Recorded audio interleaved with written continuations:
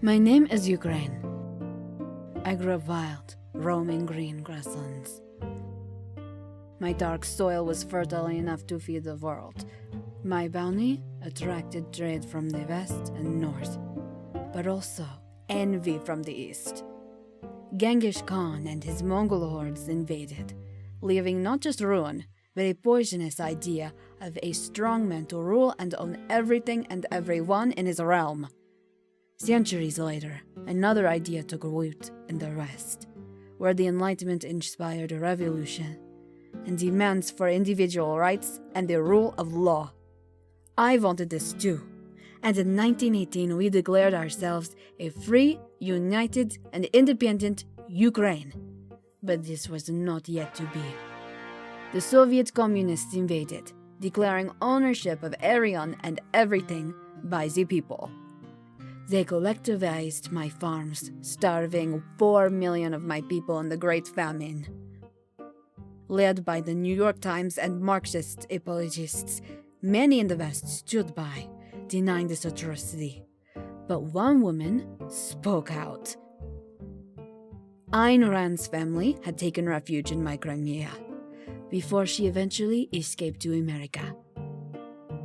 The first society whose leaders were neither witch doctors or Attilas.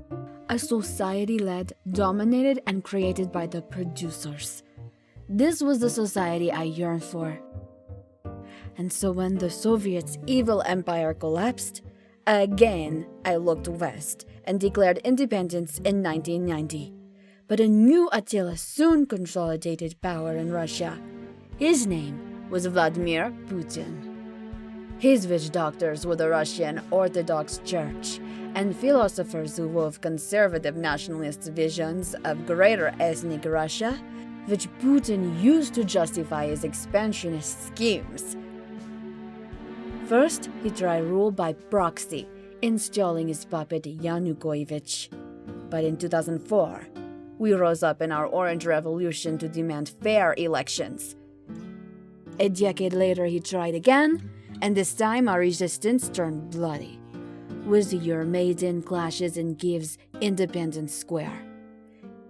Impatient with the pretense Putin invaded and annexed my Crimean peninsula, I wasn't prepared to resist.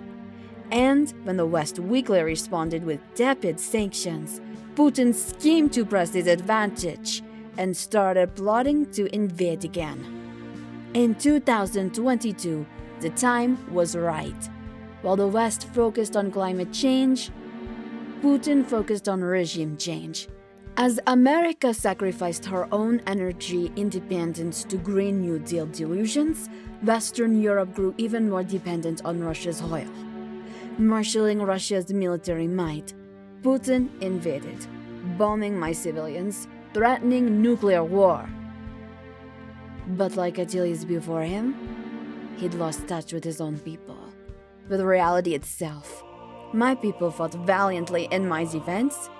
Our president, Volodymyr Zelensky, refused to back down.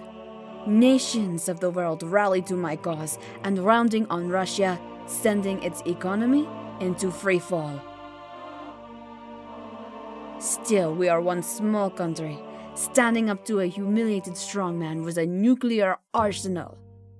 Because one way or another, free or enslaved, I will survive this invasion. I will still look west. I beg the West, do not look away.